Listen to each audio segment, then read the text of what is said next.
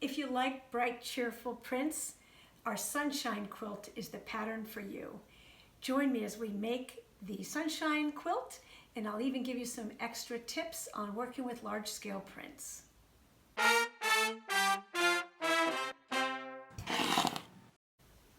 The first thing you'll need to make the Sunshine Quilt is the pattern. And it is available for purchase among our downloadable patterns on the Modern Quilt Studio website. It comes in a napping size, which is 52 by 72, and the 97 by 99 queen size. So once you've downloaded that, let's talk about fabrics. We have a limited supply of kits that are identical to the fabrics that are in the quilt that I made, and for while they last, they're available on our website. But any large scale prints will work, or even some smaller scale prints would work as well.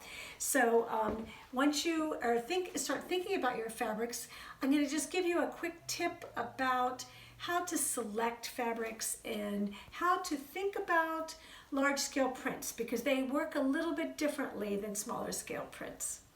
So the first idea to kind of wrap your head around is a concept called figure ground. And I've cut out some of the blocks that I'm using in mine and to illustrate this point. And typically the figure in that figure ground design concept is the motif on the fabric.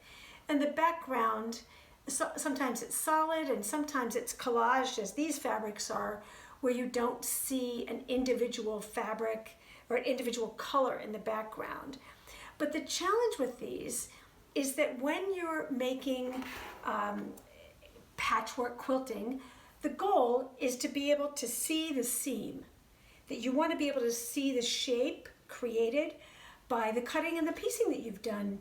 And sometimes if it's a large scale print, the color work of the prints can make it challenging. So if you look at these three pieces, you will notice that the colors in this fabric are very similar to the colors in this fabric. And so even though there's a seam right here, it looks very much probably from where you're watching, like this is the dividing line, maybe even there. These colors fade across the seam into the other block. And this makes it a little bit more visually confusing than you want it to be. And part of that is that the prints themselves are similar in scale, and they're also similar in value. The lightness or darkness is similar, and they're similar in saturation, which is the brightness of the fabric. And they're similar in hue also, which is they're the same color. Whereas if you look at the seam on this side, the scale is a little bit smaller. You'll see that there's a big area of pink here that's similar to the pink here, but your eye can make a very clear delineation here that this is one block and this is another block. And so as you lay out your fabrics and you start thinking about the quilt, or even as you choose the fabrics you're going to use for your quilt, think about wanting to make sure there's sufficient contrast, because this quilt is really going to be its best if you can see the lines created by each block and enjoy each fabric for its own beauty. So think about that as you're choosing your fabrics and as you're laying them out. And those were the choices that we made when we put together our kits. So we're going to be using what we call our magic inch technique to create these blocks. You're going to start with the rectangles that you cut according to the pattern instructions, and then you're going to cut each block into thirds according to the pattern.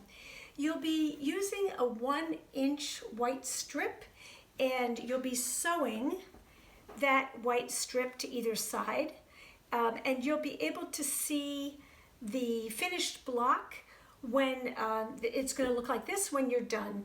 You'll start with the 1-inch strip, but you'll end up with a 1/2-inch strip. So you'll be planning on a 1/2 inch finished strip through the blocks here.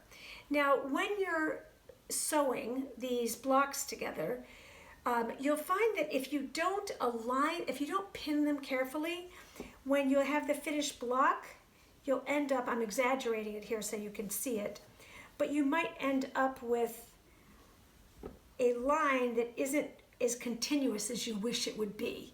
And so the trick to making sure that this seam looks like it's right across the gap there from this seam is to make a small line that you're going to use as your registration point to pin it, to make sure that this line, this point, will look like it's straight across the stripe from this point.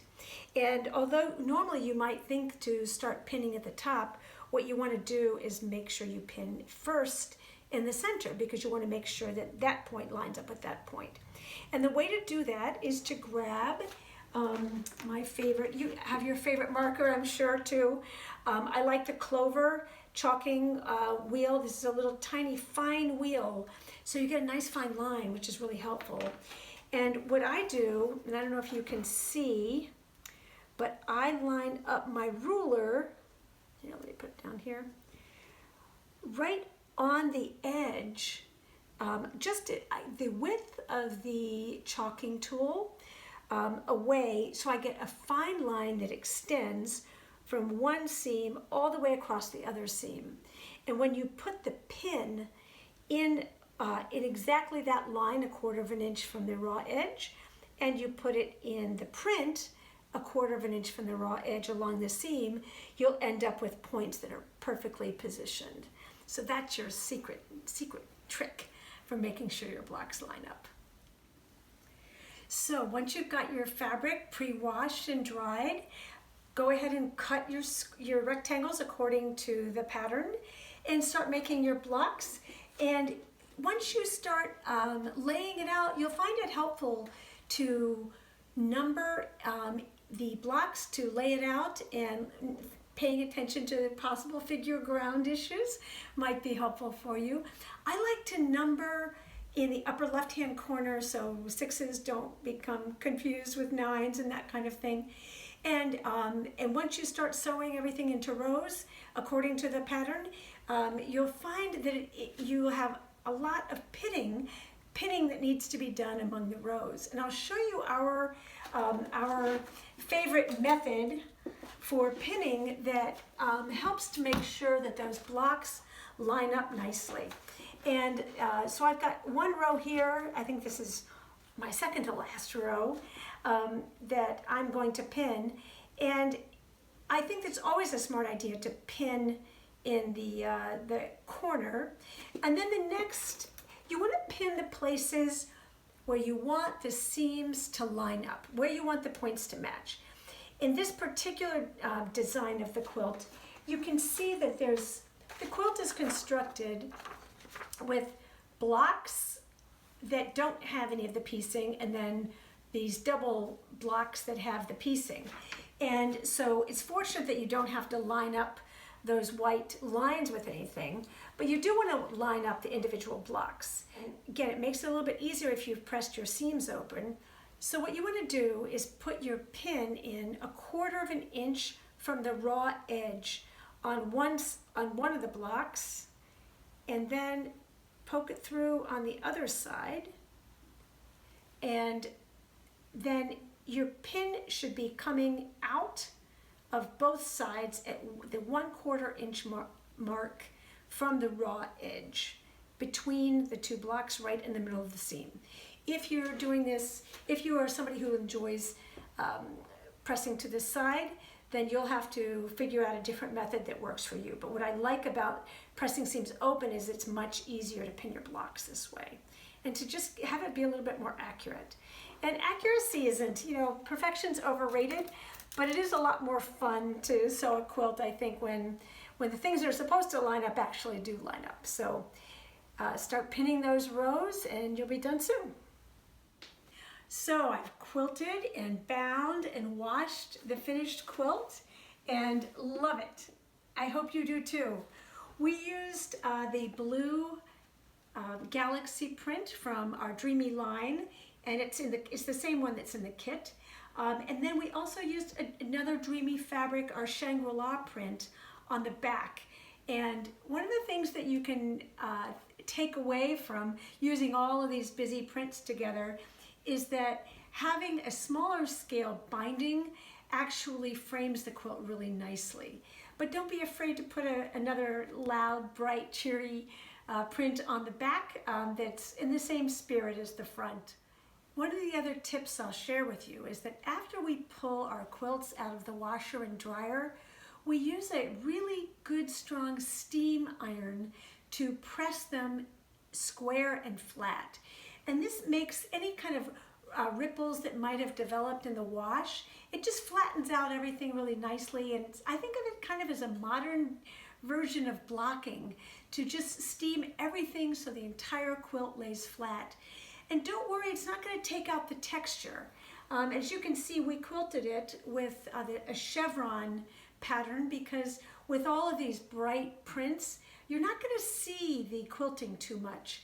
And we thought that a bold, graphic, simple quilting pattern would work best with all of these busy prints. And people always ask me too about the thread color. And I used a white thread doing this, and you can't really see it. Even though this is a Tex 40 weight thread, it's not easy to see because the patterns themselves on the fabrics are so busy. So as long as you have something that's not going to go too dark on the white strips, or you do a quilting pattern that avoids the white strips, you could go with a darker, gray or medium gray or something, or even a yellow. But the white worked just great for us because we were doing an edge-to-edge pattern. So hope you make this. Please join our Modern Quilt Studio Fabrics and Patterns page on Facebook and share any quilts that you've made. We'd love to see what you make from this pattern, and see you next time.